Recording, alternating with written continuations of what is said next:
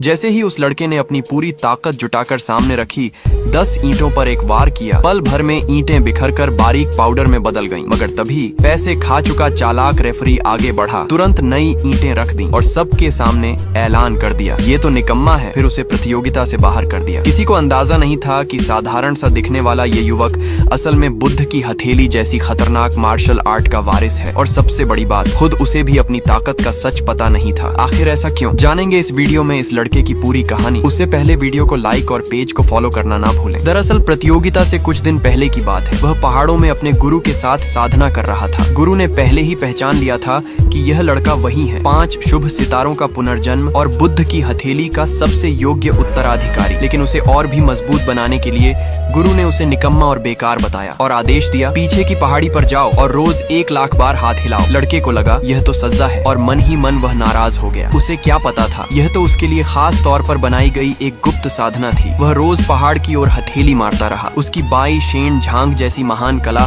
पहले ही चरम पर थी, लेकिन उसे खुद लगता था कि इसमें कोई प्रगति नहीं हो रही। हर वार के बाद कोई प्रतिक्रिया न देखकर वह यही मान बैठा कि वह अब भी बेकार है। इसी दौरान एक दिन उसकी सीनियर बहन हवा पर कदम रखते हुए आई और घबरा कर बोली, भिखारी गुट का मुखिया चुनौती देने आया है। गुरु भी उसे रोक नहीं पा रहे, जल्दी चलो। लड़के ने सिर हिलाया, मैं तो कुछ कर ही नहीं सकता। लेकिन बहन ने उसकी एक न सुनी और उसे खींचते हुए ले जाने लगी। उनके जाते ही पूरी पहाड़ी पर एक विशाल हथेली का निशान उभर आया। मैदान में सबकी नजरें जमी हुई थीं। तभी भिखारी गुट का नेता आगे बढ़ा और सिर्फ एक चाल जियांग लोंग झांग चलाकर दास शिष्य को पल में जमीन पर गिरा दिया। यह देखकर छोटा लड़का दंग रह गया और मन ही मन उस चाल की ताकत की तारीफ करने लगा। गुरु ने उसकी ओर देखा और कहा, अब तुम जाओ, उससे मुकाबला करो। ये सुनते ही लड़का घबरा गया, दोनों हाथ जोड़कर बोला, गुरुजी, मैं बिल्कुल नहीं लड़ सकता। गुरु ने मुस्कुराते हुए पूछा, तुम्हारी रुलाई शेन झांग किस स्तर तक पहुंची है? इतना सुनते ही भिखारी गुट का नेता हंसकर बोला, तो आओ, मैं खुद तुम्हारे साथ मुकाबला करता हूँ। वह हवा में उछला और जियांग लोंग 18 झांग चलाया, लेकिन लड़के ने बस हल्के से हाथ बढ़ाया और नेता सीधे 8000 मील दूर जा गिरा। गुरु हैरान रह गए। उन्होंने तुरंत पहचान लिया कि यह रुलाई शेन झांग का 10वां स्तर है। उनके मन में आया, 60 साल की साधना के बाद भी मैं सिर्फ 5वें स्तर तक पहुंचा और यह बच्चा पहले ही उच्चतम स्तर पर है। गर्व और ईर्ष्या का मिला जुला भाव उनके मन में था। लेकिन शिष्य को घमंडी बनने से रोकने के लिए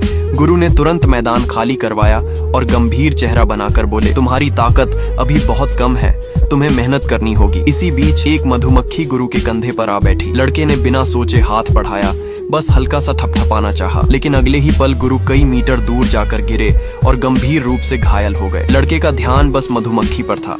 उसे पता ही नहीं चला कि उसने क्या कर दिया। जब उसने मुड़कर देखा तो गुरु काफी दूर खड़े थे। वह मासूमियत से बोला, वाह गुरुजी, आपकी हल्की कला तो अब उल्टा उड़ने लगी। गुरु का चेहरा गुस्से से लाल हो गया।